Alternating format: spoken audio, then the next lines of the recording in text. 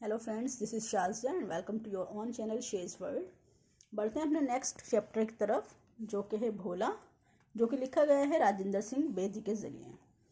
तो पहले हम सबक के बारे में जानेंगे, इस सबक में हमें क्या बताने की कोशिश की गई है और ये सबक किस किरदार के आसपास घूम रहा है। तो हमारा सबक है भोला। कहानी के पहले हिस्से में मुसन्निफ़ ने एक बेवा औरत की कहानी पेश की है जो अपने बेटा भोला और ससुर के साथ रहती है। ससुर भी अपनी बेवा बहू का पूरा ख्याल करता है और वो उसे उसी तरह रहने और देखने का ख्वाहिशमंद है जैसे एक शादीशुदा औरत रहती है। लेकिन उसकी बहू को ये पसंद नहीं, क्योंकि वो अब बेवा हो चुकी। और हमारे समाज में बेवा औरत को खुश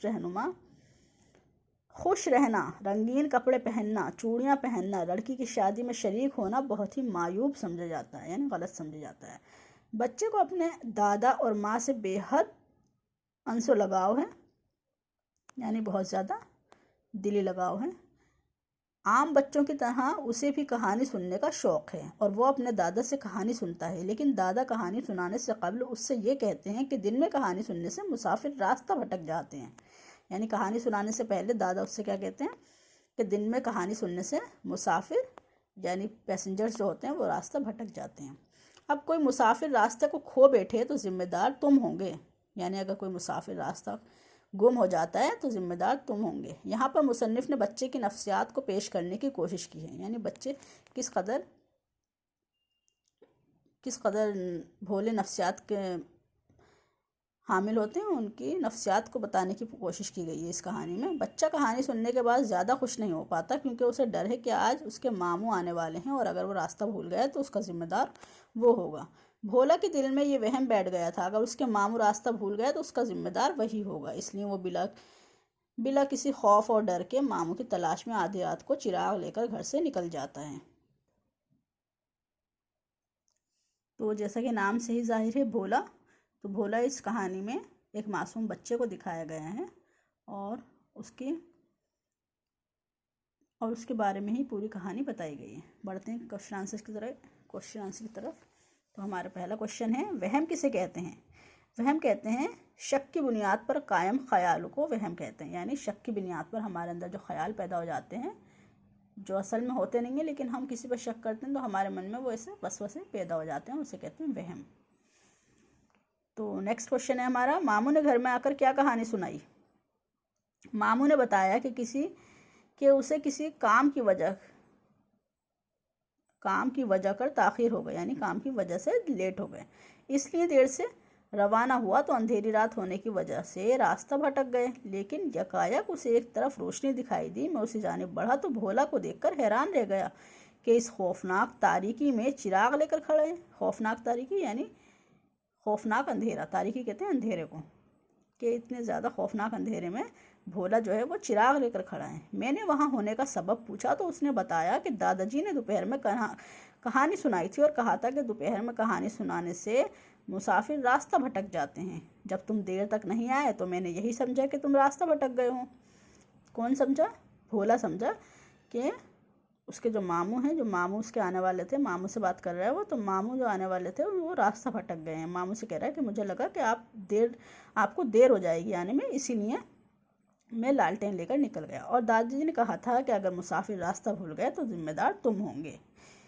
तो ये बात छोटे मासूम बच्चे के जहन पर क्या हो जाती है, नक्श कर जाती है, यानी दिल में जगह कर जाती है, घर कर जाती है।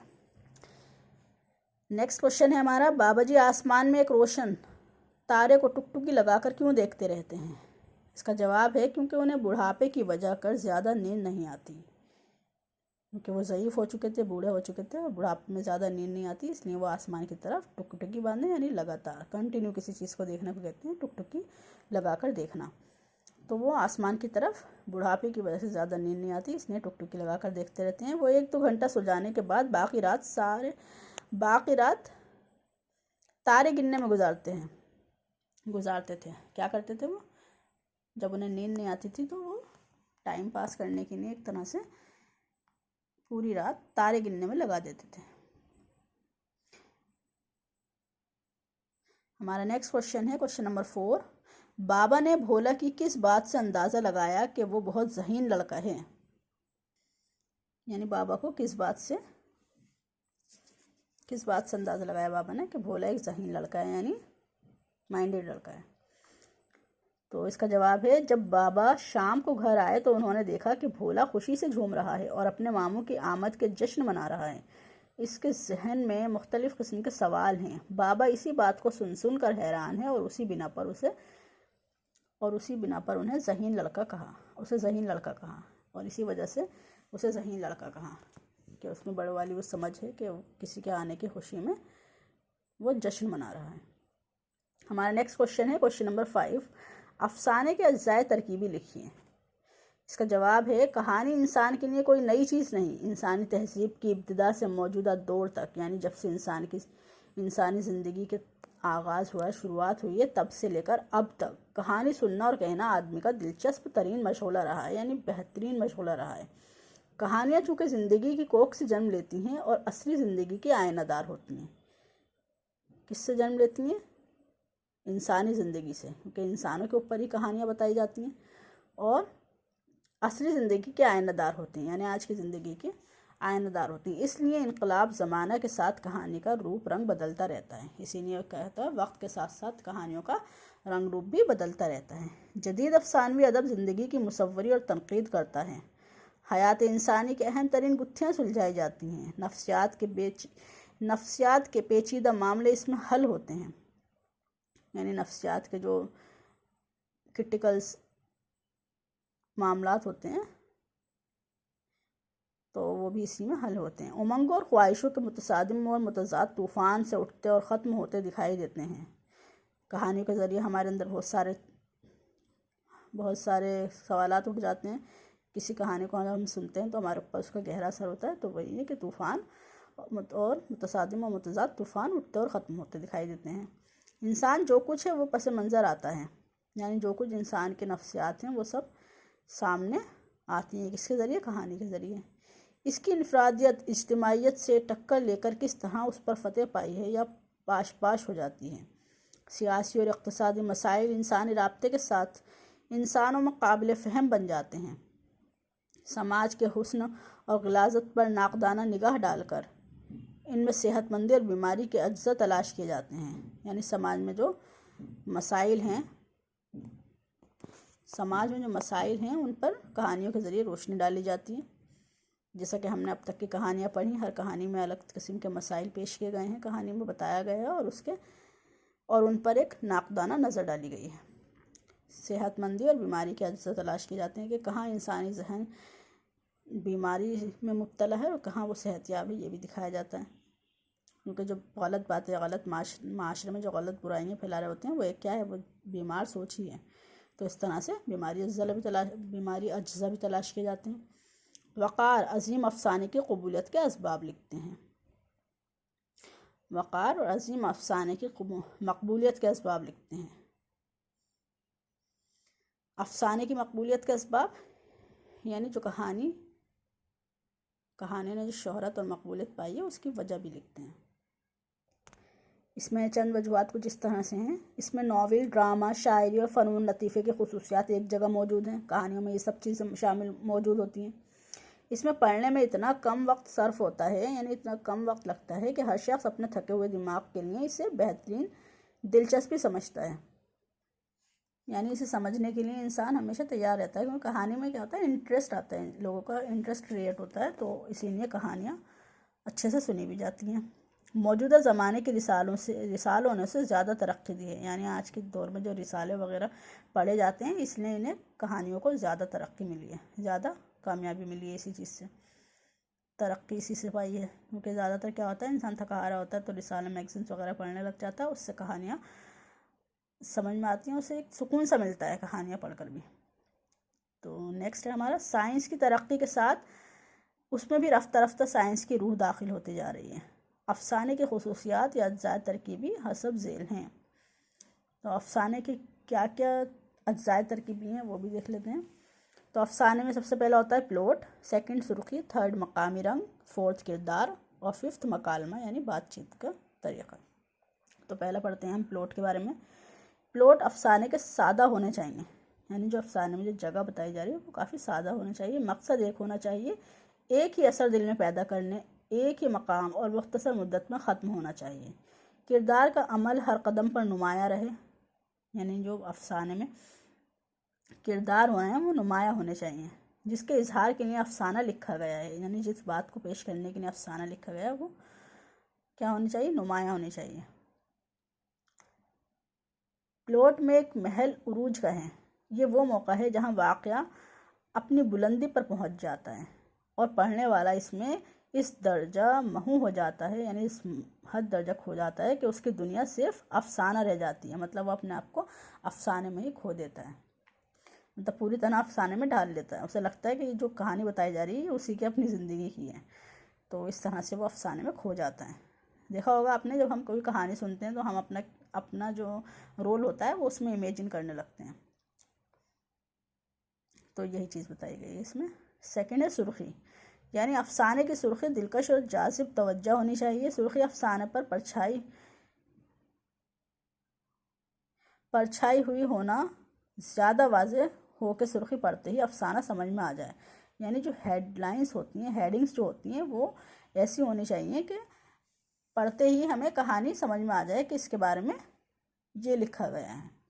جیسے کہ ہمیں ابھی سبق کا نام پڑھا ہے ہم نے بھولا، ہمیں سمجھ میں آ گیا کہ یہ کسی بھولے شخص کے بارے میں بات ہو رہی ہے، لیکن یہ کس کے بارے میں تھی؟ کس کے بارے میں تھی؟ یہ بھولا ایک بچے کے بارے میں، تو ہمیں مطلب ایک آئیڈیا ہو جاتا ہے کہ یہ بھولا ہے نام، تو نام سے ظاہر ہے کہ یہ کسی بھولے انسان کے بارے میں ہے، تو یہ ایک بھولے بچے کے بارے میں تھی۔ تو ہیڈ لائنز اسی طرح کی ہونی چاہیے کہ ہمیں کہانی سمجھ میں آ جائے کہ کہانی کس کے بارے میں ہے، اور نہ اتنی مہم ہو کہ افسانے سے کوئی تعلق نہ رکھتے ہو، مطلب اتنا الگ نام نہیں ہونا چاہیے ہیڈنگز کا، ہیڈ لائنز کا، سرخی کا اتنا الگ نام نہیں ہونا چاہیے کہ اس کا کوئی تعلق ہی نہ ہو افسانے سے، جہاں تک ہو پڑھنے والے کو حیرت میں ڈالے رکھیں، اور جہاں تک ہو اسے حیرت میں ڈالنا بھی ضروری ہے تاکہ کہانی اور انٹرسٹنگ ہو سکے۔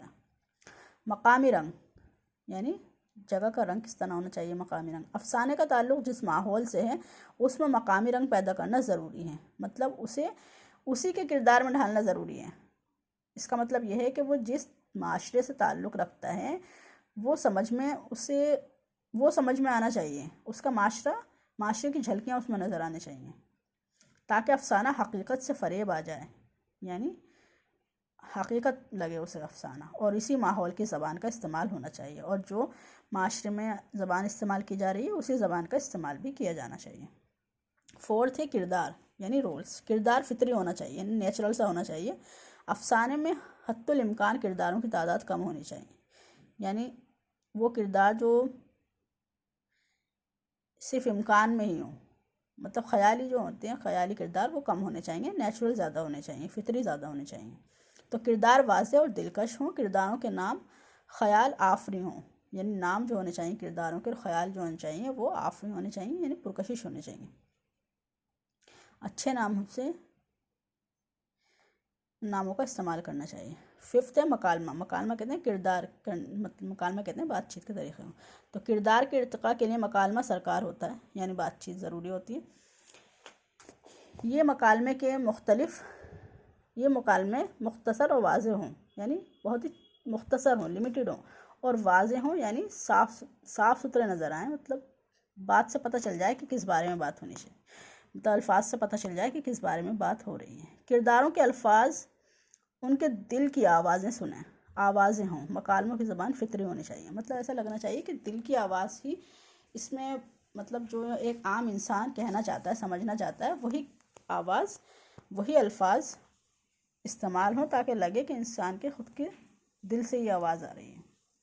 تو یہ تھے ہمارے کوشچن نمبر 5 کے answer, question number 5 chapter number 5 کے آنسر، جو کہ ہمارا تھا بھولا، جو کہ لکھا گیا ہے راجندر سنگھ بیدی کے ذریعے، ٹھیک ہے،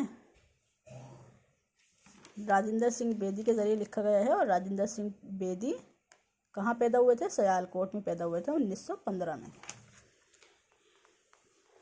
تو یہ چیپٹر پورا کمپلیٹ ہو چکا ہے، اس کے کوشچن آنسر کمپلیٹ ہو چکے ہیں، آپ اچھے سے تیاری کریے اور اچھے سے ایگزام دیجیے، اور اگر چینل کو سبسکرائب نہیں کیا تو چینل کو سبسکرائب ضرور کریں تاکہ آگے کی نوٹیفیکیشنز آپ کو ٹائم پر ملتی رہیں، اور اگر ویڈیو پسند آتی ہے تو ویڈیو کو لائک شیئر ضرور کریں۔